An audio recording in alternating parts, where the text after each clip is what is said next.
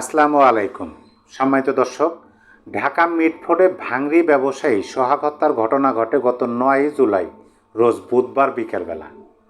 বুধবার এবং বৃহস্পতিবার এই দুইটা দিন এই ঘটনাটা মিটফোর্ড এলাকার মধ্যেই সীমাবদ্ধ ছিল, কিন্তু সোশ্যাল মিডিয়ার সুবাদে সেই ঘটনার সিসিটিভির ফুটেজ 11 জুলাই রোজ শুক্রবার সারা বাংলাদেশব্যাপী ব্যাপকভাবে ভাইরাল হয়।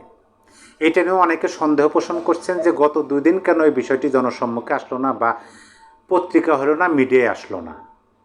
তারপরে সেই শুক্রবারই বর্তমান অন্তর্বর্তী সরকারের নিয়োগকর্তারা ব্যাপকভাবে গর্জে উঠলেন এবং তারা বিএনপির দিকে আঙ্গুল উঠায় বললেন, বিএনপির যুব দলের নেতাকর্মীরা সোহাগের কাছে চাঁদা দাবি করেন এবং সোহাগ সেই চাঁদা দিতে অপারগতা দেখালে সোহাগকে দিনের বেলা জনসম্মুখে পাথর নিক্ষেপ করে বর্বর যোগের মতো হত্যা করে। বিএনপির ভারপ্রাপ্ত চেয়ারম্যানের প্রতি তারা ব্যাপকভাবে অকথ্য ভাষায় স্লোগান দিতে থাকে এবং বিএনপি নামক রাজনৈতিক দলটার যিনি জন্ম দিলেন বিএনপির জনক শহীদ জিয়াউর রহমানের ছবি পদদলিত করেন এবং তারা স্লোগান দিতে থাকেন, আওয়ামী লীগ গেছে যে পথে বিএনপিও যাবে সেই পথে, ফ্যাসিবাদ গেছে ভারতে, চাঁদাবাদ যাবে পাকিস্তানে।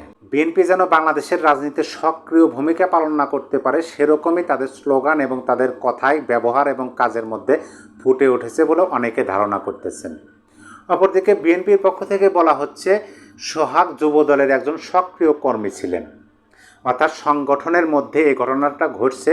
তারপরেও যারা এই ঘটনাটা ঘটাইছে, যাদের বিরুদ্ধে অভিযোগ আসছে, বিএনপির পক্ষ থেকে তাৎক্ষণিক অ্যাকশন নেওয়া হয়েছে, আজীবন তাদেরকে বহিষ্কার করা হয়েছে। তারপরেও কেন বিএনপির দিকে আঙ্গুল উঠানো হলো?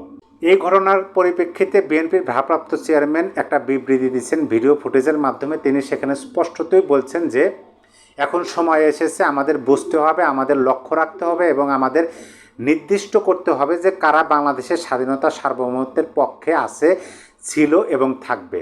সেটা হতে পারে গতকাল, গত পরশু বা 50 বছর আগে কারা স্বাধীনতার পক্ষে ছিল এবং কারা স্বাধীনতার বিপক্ষে ছিল, সেইটা দেখে এবং সেই মাফিকে আমাদের এগোতে হবে। অপরদিকে বিএনপির মহাসচিব মির্জা ফখরুল ইসলাম আলমগীরও এই বিষয়ে কথা বলেছেন। রাজধানীর মিটফোর্ড হাসপাতাল এলাকায় ভাঙড়ি ব্যবসায়ী সোহাগ হত্যাকাণ্ডের পেছনের রাজনৈতিক ষড়যন্ত্রের আশঙ্কা প্রকাশ করেছেন বিএনপির মহাসচিব মির্জা ফখরুল ইসলাম আলমগীর। তিনি বলেন, ঘটনাটি পরিকল্পিত এবং এর মাধ্যমে আসন্ন নির্বাচন বিলম্বিত করার অপচেষ্টা থাকতে পারে। সোমবার 14 জুলাই গুলশানে বিএনপি চেয়ারপারসনের রাজনৈতিক কার্যালয়ে এক সংবাদ সম্মেলনে এসব কথা বলেন মির্জা ফখরুল ইসলাম আলমগীর। তার ভাষায়, মিটফোর্ডের হত্যাকাণ্ড রাজনৈতিক দূরসন্ধিমূলক কিনা তা ভাবার যথেষ্ট কারণ আছে। এই ঘটনাটি পরিকল্পিতভাবে ঘটানো হয়েছে কিনা এবং এর মাধ্যমে আসন্ন নির্বাচন প্রভাবিত বা বিলম্বিত করার কোনো অপচেষ্টা চলছে কিনা সে সন্দেহ উড়িয়ে দেওয়া যায় না।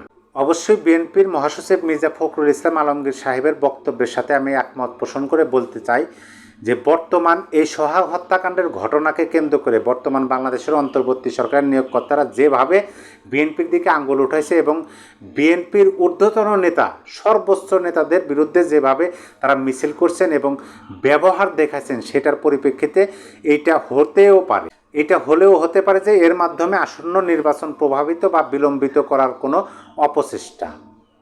সম্মানিত দর্শক, আপনার মূল্যবান মতামত অবশ্যই কমেন্ট বক্সে জানিয়ে দেবেন। সবাই ভালো থাকবেন, সুস্থ থাকবেন। আল্লাহ হাফেজ।